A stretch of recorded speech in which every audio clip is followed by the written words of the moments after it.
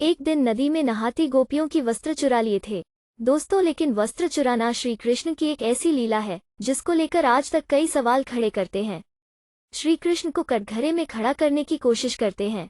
उनकी लीला को गलत और अनुचित बताने का हमेशा से प्रयास किया जाता है। एक दिन नदी में नहाती गोपियों की वस्त्र चुरा लिए थे। दोस्तों, लेकिन वस्त्र भगवान कृष्ण ने स्नान करती गोपियों के कपड़े क्यों चुराए थे?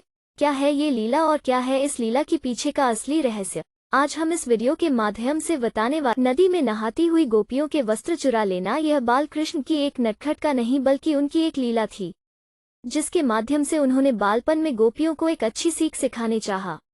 न सब उपयोग को बल्कि आज के समाज की स्त्रियों को भी इसका वर्णन हमें शास्त्रों में मिल जाता है।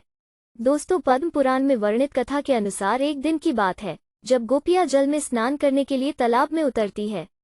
भगवान कृष्ण पेड़ पर बैठकर यह दृश्य आराम से देख रहे होते हैं। जब गोपियां नहाने के लिए व्यस्त हो जाती है तो श्री कृष्ण ने गोपियों के वस्त्र चुराकर छुपा दिए।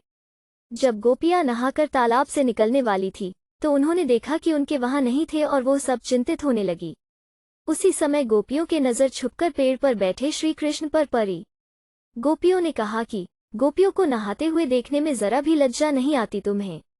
गोपियां कृष्ण से जब यह बात कहती है तो प्रश्न भी पलट कर कहते हैं कि मुझे लज्जा क्यों आएगी? लज्जा तो तुम्हें आनी चाहिए जो निर्वस्त्र होकर नहा रही हो। गोपियां जल से बाहर नहीं आती और कृष्ण से कहती है कि हम जल से बाहर नहीं आ सकती, हम निर्वस्त्र हैं। हम सभी तो बिना कपड़ों के जल से बाहर क्या जल से ऊपर भी नहीं कर सकती।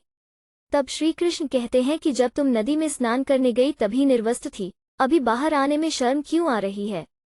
तब गोपियां कहने लगी जब नदी में स्नान करने आए तब उस समय कोई नहीं था। ये सुनकर कृष्ण कहते हैं कि तुमने यह कैसे सोच लिया कि यहाँ पर कोई नहीं था, क्योंकि मैं तो हर पल हर जगह मौजूद होता हूँ और हाँ, उस समय मेरे अलावा आसमान में उड़ते पक्षियों और अन्य पशु ने भी तुम्हें निर्वस्त्र देखा है। क्योंकि पुराणों के अनुसार नहाते समय हम सभी के पूर्वज हमारे आसपास होते हैं और वस्त्र से गिरने वाले जल को ग्रहण करते हैं, जिनसे उनको तृप्ति मिलती है। निर्वस्त्र स्नान करने से पूर्वज नाराज हो जाते हैं और व्यक्ति को सुख प्राप्त नहीं हो पाता, उसके सुख नष्ट हो जाते हैं। इसलिए कभी भी निर्वस्त्र स्नान नहीं करना चाहिए। कृष्ण गोपियों को यह अद्भुत सीख देने के बाद उनके वस्त्र लौटा देते हैं और कहते हैं कि जब तक मनुष्य शरीर स्वरूप इस माया के बंधन में बना हुआ रहता है तब तक वो मोक्ष को प्राप्त नहीं हो सकता। माया बंद रहने से मनुष्य को वैकुंठ में प्रवेश करना भी असंभव हो जाता है।